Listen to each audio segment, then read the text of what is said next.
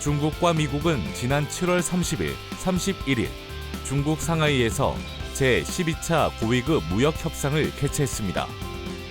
회의에서 양국 협상 대표단은 양국 무역 갈등의 주요 쟁점 사항인 강제기술 이전, 지적재산권, 서비스, 비관세 장벽, 농산물 문제 등을 논의했습니다. 이번 고위급 무역 협상은 지난 6월 말 개최된 G20 정상회의에서 미중 양 정상이 무역협상 재개에 합의함에 따라 진행됐습니다. G20 정상회의 당시 별도로 진행됐던 미중 정상회담에서 양 정상은 추가 관세 부과 보류와 화웨이 제재 완화에 합의하였으며 이에 따라 양국 간 격화됐던 무역 갈등이 숨고르기에 들어간 양상을 보였습니다. 이후 중국은 자발적인 시장 개방 의지를 표방하며 대화 지속을 위한 우호적인 분위기를 형성했습니다.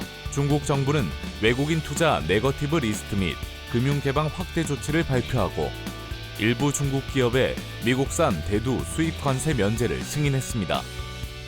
미국 또한 중국산 110개 품목에 대한 과세 면제 방안을 발표하고 국가 안보에 위협이 되지 않는 경우에 한하여 화웨이에 대한 미국 기업의 수출 허용을 시사하며 다소 유화된 태도를 보였습니다.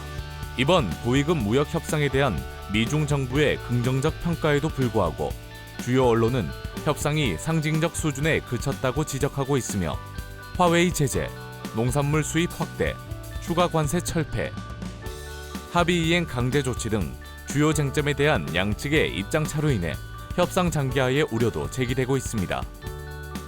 양측은 오는 9월 미국 워싱턴에서 관련 협상을 이어가기로 했습니다.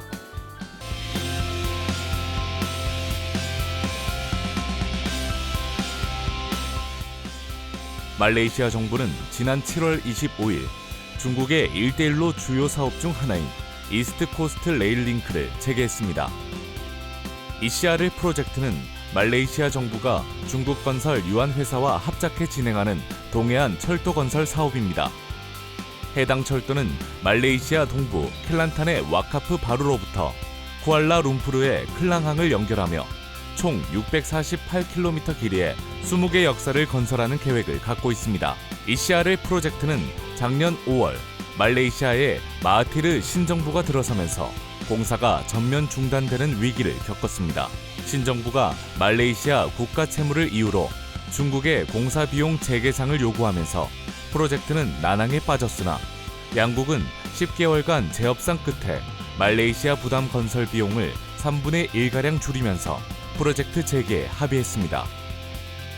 ECRL 프로젝트를 통해 말레이시아는 상대적으로 낙후된 동부 해안 지역을 수도권과 연결하여 물류 인프라를 구축할 수 있고 지역 경제 활성화를 도모할 수 있습니다.